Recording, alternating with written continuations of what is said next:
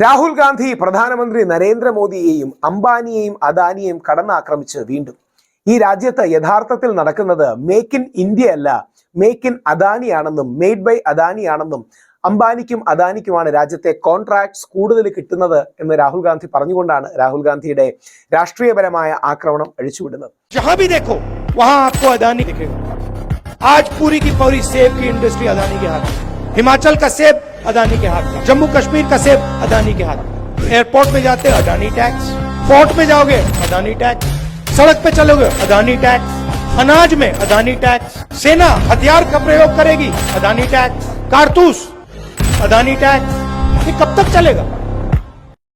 അംബാനിയെയും അദാനിയെയും ആക്രമിക്കുന്നത് രാഷ്ട്രീയപരമായും സാമൂഹികപരമായും എത്രമാത്രം ബുദ്ധിയാണ് എന്ന ചോദ്യം പലപ്പോഴും ചോദിക്കാറ്. പക്ഷേ രാഹുൽ ഗാന്ധി അത്തരം ബുദ്ധി അല്ലെങ്കിൽ തന്ത്രം തുടങ്ങിയ കാര്യങ്ങൾ മാറ്റി അദ്ദേഹത്തിന്റെ നിലപാടിൽ ഉറച്ചു നിന്നുകൊണ്ടാണ് ഇവരെ ആക്രമിക്കുന്നത്. ആ ആക്രമണങ്ങളോട് എനിക്ക് വിനീതമായ വിയോജിപ്പുണ്ട്. കാര്യം അംബാനി ആകട്ടെ അദാനി ആകട്ടെ നമ്മുടെ രാജ്യത്തിന്റെ വെൽത്ത് ക്രിയേറ്റേഴ്സ് ആണ്, അല്ലെങ്കിൽ നമ്മുടെ രാജ്യത്തെ സമ്പത്ത് സൃഷ്ടിക്കുന്നവരാണ്. അംബാനിയും അദാനിയും നമ്മുടെ രാജ്യത്തെ ഏറ്റവും വലിയ ടാക്സ് പേയേഴ്സ് ആണ്. നമ്മുടെ വിഴിഞ്ഞ അടക്കമുള്ള കാര്യങ്ങൾ വരണമെങ്കിൽ അംബാനിയും അല്ലെങ്കിൽ അവിടെ അംബാനിയിൽ അദാനി അടക്കമുള്ള ആൾക്കാർ വേണം. അതുകൊണ്ട് അംബാനിയും അദാനിയും രാജ്യത്തിന്റെ പ്രധാനപ്പെട്ട ആൾക്കാർ തന്നെയാണ്. പക്ഷേ ക്രോണി ക്യാപിറ്റലിസം, ചങ്ങാത്ത മുതലാളിത്തത്തിലേക്ക് രാജ്യം പോകരുത്, ഓവറായിട്ട് കോർപ്പറേറ്റുകൾക്ക് ലാഭം ചെയ്തു കൊടുക്കരുത്, ബെനിഫിറ്റ് ചെയ്തു കൊടുക്കരുത് എന്നാണ് രാഹുൽ ഗാന്ധി പറയുന്ന പോയിന്റ്. രാഹുൽ ഗാന്ധി പറയുന്നത് ഒരു സോഷ്യലിസ്റ്റിക് ധാരയിൽ നിന്നാണ്. രാഹുൽ ഗാന്ധിയിൽ പെട്ടെന്ന് നമുക്ക് 1970s ആംഗ്രി യങ് മാൻ തുടങ്ങിയ ആ കാലഘട്ടത്തിലെ ഒരു റിഫ്ലക്ഷൻ കാണാം. കാര്യം ഞാൻ മുമ്പ് ഒരു വീഡിയോ ചെയ്തിരുന്നു, രാഹുൽ ഗാന്ധി മാത്രമാണ് ഈ 5000 കോടി രൂപ ചെലവാക്കിയ അംബാനിയുടെ കല്യാണത്തിന് പോകാത്തത്. രാഹുൽ ഗാന്ധി കുറെ കൂടെ കോമൺ മാൻസ് ഹീറോ അല്ലെങ്കിൽ സാധാരണക്കാരുടെ നേതാവ് തുടങ്ങിയ ഇമേജുകളാണ് അതിൽ യൂസ് ചെയ്യുന്നത്. അങ്ങനെ അംബാനി ടാക്സും അദാനി ടാക്സുമാണ് രാജ്യത്ത് കൂടുതലുള്ളതെന്നും നരേന്ദ്രമോദിയാണ് അംബാനി അദാനി, ഈ സർക്കിളാണ് കാര്യങ്ങൾ നിയന്ത്രിക്കുന്നതെന്നും തുടങ്ങിയ വാദഗതികളാണ് രാഹുൽ ഗാന്ധി ഉന്നയിക്കുന്നത്. യഥാർത്ഥത്തിൽ ഇതൊരു സോഷ്യലിസ്റ്റിക് ചിന്താധാരയാണ്. സോഷ്യലിസ്റ്റിൽ തന്നെ ഒരു ലെഫ്റ്റ് സോഷ്യലിസ്റ്റിക് ചിന്താധാരയാണ്. ഗാന്ധിയൻ സോഷ്യലിസം എങ്ങനെയല്ല. ഗാന്ധിയൻ സോഷ്യലിസം കുറെ കൂടെ മുതലാളിത്തം അല്ലെങ്കിൽ ക്യാപിറ്റൽ ഉള്ളവർ അത് ഷെയർ ചെയ്യണം തുടങ്ങിയ ഒരു സോഫ്റ്റ് പാതയാണ്. രാഹുൽ ഗാന്ധി എന്നാൽ കുറച്ചുകൂടെ വിഗറോടുകൂടി ഒരു ലെഫ്റ്റ് ഓഫ് സെൻറ്ററിൽ നിന്നോ സോഷ്യലിസ്റ്റിക് ലെഫ്റ്റിൽ നിന്നോ അല്ലെങ്കിൽ സോഷ്യലിസ്റ്റിൽ തന്നെയുള്ള കൂടുതൽ ഇടത് സ്പേസിൽ നിന്ന് അദ്ദേഹത്തിൻ്റെതായ ഒരു ഐഡന്റിറ്റി ക്രിയേറ്റ് ചെയ്യാം. അത് രാഹുൽ ഗാന്ധിക്ക് ആത്യന്തികമായ ഗുണമാകുമോ ദോഷമാകുമോ എന്നറിയില്ല.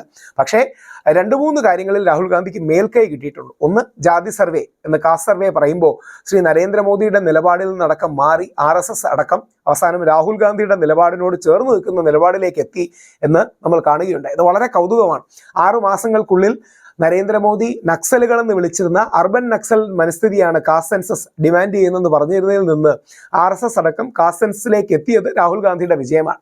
അതേപോലെ അംബാനി അദാനി അടക്കമുള്ള വിഷയങ്ങളിൽ എന്ത് നിലപാടെടുക്കും എന്ന് അറിയേണ്ടിയിരിക്കുന്നു. കുറെ കൂടെ ബാലൻസ്ഡ് ആയ ഒരു നിലപാടെ ഭരണത്തിലിരിക്കുന്നവർക്ക് എടുക്കാൻ കഴിയും. ഒരുപക്ഷെ നാളെ രാഹുൽ ഗാന്ധി പ്രധാനമന്ത്രിയാണെങ്കിലും കോർപ്പറേറ്റുകളെയും വ്യവസായ ഭീമന്മാരെയും കൂടി ഇൻക്ലൂസീവായ ഒരു പിച്ച എടുക്കാൻ കഴിയും. കാര്യം ഇവർ തൊഴിൽദാതാക്കളാണ്, ഇവരിലൂടെയാണ് കോടിക്കണക്കിന് രൂപയുടെ ക്രയവിക്രയങ്ങൾ നടക്കുന്നത്. പക്ഷേ രാഹുൽ ഗാന്ധിയുടെ ആംഗ്രി യങ് മാൻ ഇമേജ് ഒരുപക്ഷെ മിഡിൽ ക്ലാസ്സിന്, ലോവർ മിഡിൽ ക്ലാസ്സിന് ഒരുപാട് രീതിയിൽ അപ്പീൽ ചെയ്യുന്നുണ്ട് എന്ന കാര്യം അദ്ദേഹത്തിന് കിട്ടുന്ന ജനശ്രദ്ധയും മറ്റും സൂചിപ്പിക്കുന്നു. അതുകൊണ്ട് രാഹുൽ ഗാന്ധി അംബാനി അദാനി ടാക്സ് ആണ് ഇന്ത്യയിൽ എന്ന ഒരു രാഷ്ട്രീയ വാദം ഉയർത്തിയിട്ടുണ്ട്. അതിന് എത്രമാത്രം ട്രാക്ഷൻ കിട്ടും, എത്രമാത്രം രാഷ്ട്രീയപരമായി ധാർമ്മികമായി അത് മുമ്പോട്ട് പോകും, അത് കാത്തിരുന്ന് കാണേണ്ടതാണ്. നിങ്ങളുടെ നിലപാടുകൾ കമന്റ് രൂപത്തിൽ ഇടുക. എല്ലാ കമന്റും ഞാനിത് വായിക്കുന്നുണ്ട്. എൻ്റെ വീഡിയോസ് കുറെ കൂടെ മെച്ചമാകാനും ഞാനെന്ന വ്യക്തിക്ക് കൂടുതൽ പഠിക്കാനും ആ കമന്റുകൾ സഹായിക്കും. തീർച്ചയായിട്ടും ഇതിനെ ലൈക്ക് ചെയ്യുക, ഷെയർ ചെയ്യുക, സബ്സ്ക്രൈബ് ചെയ്യുക. കൂടുതൽ ക്വാളിറ്റിയുള്ള കണ്ടന്റ്, കൂടുതൽ സമയം ഇതിനുവേണ്ടി സ്പെൻഡ് ചെയ്യാനൊക്കെ അത് വലിയൊരു ഉത്തേജനം ഉണ്ടാകും എനിക്ക്. എല്ലാ അത്തരം കമന്റുകളും എന്നെ പ്രചോദിപ്പിക്കുകയും ചെയ്യും. നിങ്ങളുടെ ആ കമന്റ്സ്, നിങ്ങളുടെ ലൈക്സ്, നിങ്ങളുടെ സ്നേഹം, നിങ്ങളുടെ ആദരം, നിങ്ങളുടെ എല്ലാ positive criticism, negative criticism, feedback ഞാനെന്ന വ്യക്തിയെ കൂടുതൽ കാര്യങ്ങൾ ചെയ്യാൻ പ്രേരിപ്പിക്കുകയും ചെയ്യും.